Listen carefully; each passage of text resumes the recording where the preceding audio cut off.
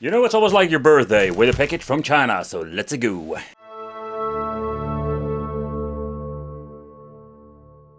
As you can see, both boxes have similarities, because this is one of the manufacturers are releasing many of these game boxes, where some of them have their own Linux-based devices, or some Emulation that is slapped on here. This is something different.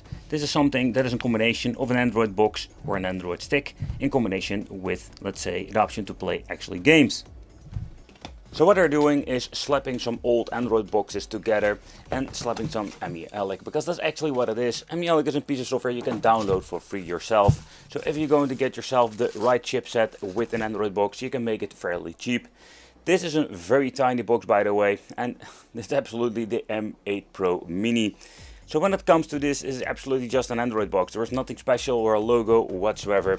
The only thing they did is adding an SD card to it with some firmware, adding some controllers, and that's actually it.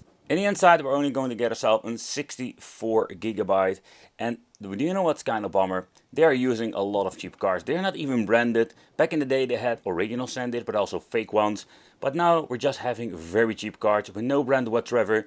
So I recommend backing them up, because if you don't do this, they can get corrupted fairly easy. The product only comes with 2 older USB ports, not even 3.0. Then we're going to get ourselves an HDMI, the input for the power supply, RJ45, and an AV out that most of the time doesn't even work with the emulation or retro emulation software.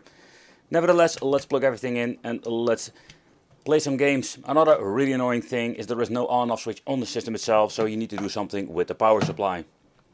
But what makes this thing quite unique at this point is that it comes with a weird Android version. And what do I mean? Normally when you're going to load up a device like this, it will instantly load into the game section, but it doesn't do that at all.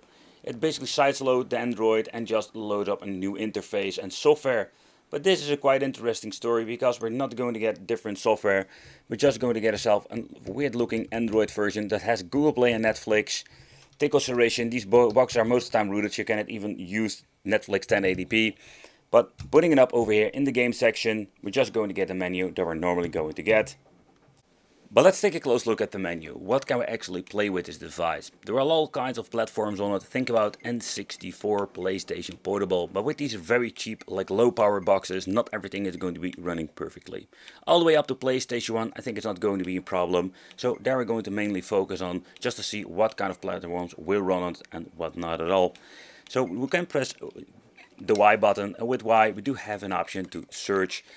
The first thing, and that's quite positive, that the interface works quite fast. It's always interesting to see how everything is unique to its own, and I mean especially when you're looking at all the different boxes we've reviewed. So let's say Mortal Kombat, I want to search for that. Now we're going to get a different page where we see all of the 21 games. The unfortunate thing is no idea what kind of platform we're playing on. We can look at the pictures, but that's actually it. And when going into a system like Game Boy, we can put games in the favorite list. Let's say we're pressing the X button, and this is basically how it works all. I think the interface is quite easy to navigate. By pressing the favorite button, the only downside I think there is no general favorite list, so you can put all of your games on one big list. That is a little bit of a bummer, so it's quite limited when it comes to the interface.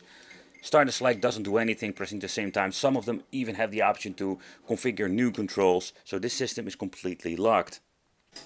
So let's start off with some basic stuff like Game Boy Advance. There is no way of changing the aspect ratio. The only thing that we're going to get, pressing select and start, bringing you to this special quick load, quick save menu.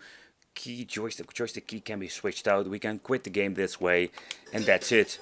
So that's actually how everything works. Oh man, the filter they are using is this very strange filter that looks absolutely rubbish on this.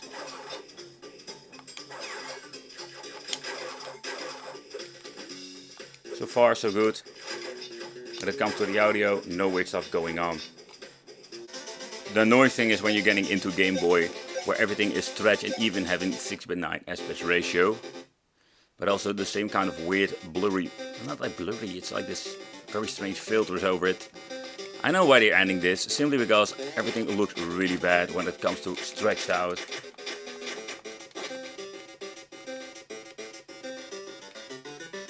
but the overall gameplay is just fine.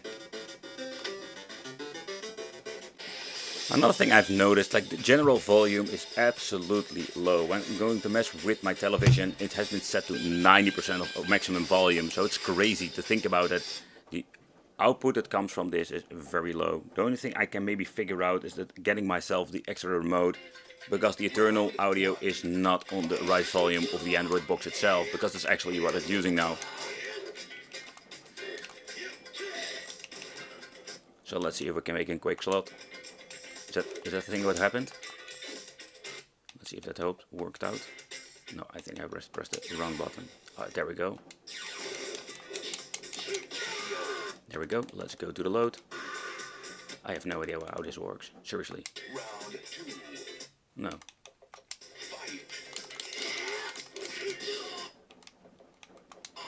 No, I have no idea how it actually works. I tried a couple of things, but nope.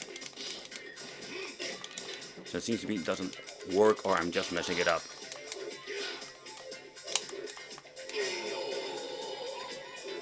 There is one thing I do wonder. Let's restart this machine.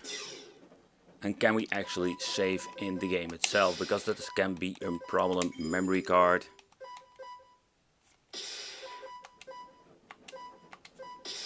Save OK. Okay.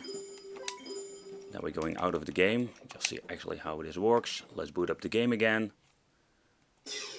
And let's see if they have the option enabled for saving. Memory cards. No. No Tekken 4. No. So basically that is also something that is a problem. Save function doesn't work at all. So far I have tested. What I'm actually going to get is just a complete kit with an Android stick, 2 controllers, the Bluetooth voice remote that we're not going to be using, an HD cable and a power cable. There is no adapter whatsoever most of the time.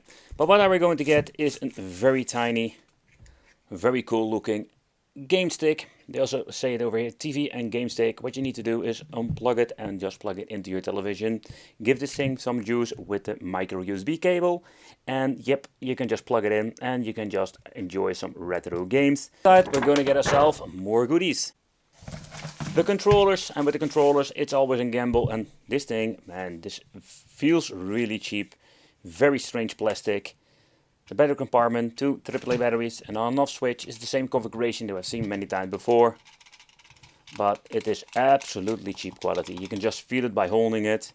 Okay, so let's plug in the USB in my television. It's highly possible that it doesn't give you enough juice, so you need to use a separate 5-volt adapter. It's also a little bit more convenient because you can just turn it on and off through the adapter. Now, when I'm going to plug it in, I'm going to use the extension cord for today. But if you're going to use it like this, when turning on the television, it automatically boot up the device itself.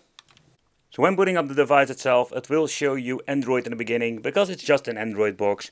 Take that into consideration, but let's mute it, because sometimes you're going to get this crazy, annoying intro. There we go. And it will show you this intro that you cannot skip at all. It will take a couple of minutes, of course, running it up, and then we're going to get another loading screen.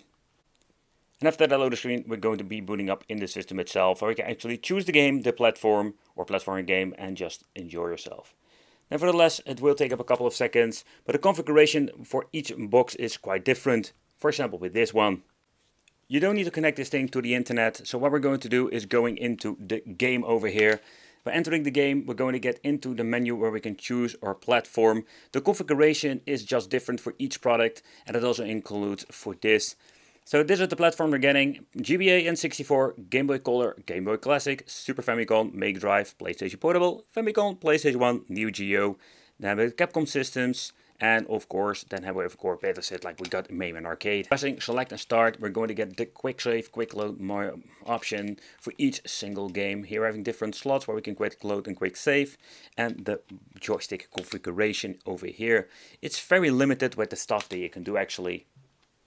So that's it. There is no way of configuring the emulators whatsoever. So you're stuck with what you're seeing over here. Also, when you're going to get into the list, it looks kind of basic. We're just going to get ourselves like 2 pictures. Getting this like multi-card feeling, by the way. But that's it. That's the only thing that we're going to get. So what I did notice, there was no way of changing the aspect ratio. Here going to get into menu. The only thing we can do is mess with the joysticks, make a quick load, quick save, and that's it. Also, they have like this very strange cartoony looking layout over it. Absolutely horrible. The D-pad is quite sturdy, so it's not even comfortable to play for a basic beat 'em up. And I can tell you the graphics look absolutely horrible. Normally I'm not that nitpicky when it comes to certain like filters, but this looks really bad. I'll give him a close up. I know why they're doing this, because let's be honest, the pixelated games stretch out looks horrible, but this doesn't make it any better. Let's get into the gameplay shortly just to see what happens. And it seems to be that the game's actually like stabilizing to a certain point that we can actually play it and enjoy it. Everything has been configured correctly. I can use the acceleration and also use the joystick like it should be. But in the beginning it had a lot of problems. So this is absolutely a new generation or a new era of different kind of game boxes. But when you're looking at the software itself, it's quite interesting that it's a hybrid between an Android and a game box. But if you're looking at the Linus Tech Tip videos, you really don't want to use these Android boxes anymore, or that is what I understand of his video. But when you're looking at the game boxes and you don't connect to the Wi-Fi, yeah, you have something different. It's a little bit more convenient if you want to basically combine both of the functionalities. No, we need to remove the SD card, but it is necessary with this particular one. That is one of the easy and the new features you're getting. Let me know what you think of these cheap game boxes. Thank you all for watching. Let me know in the comments if you have any questions, and it would be great to see you in the next video.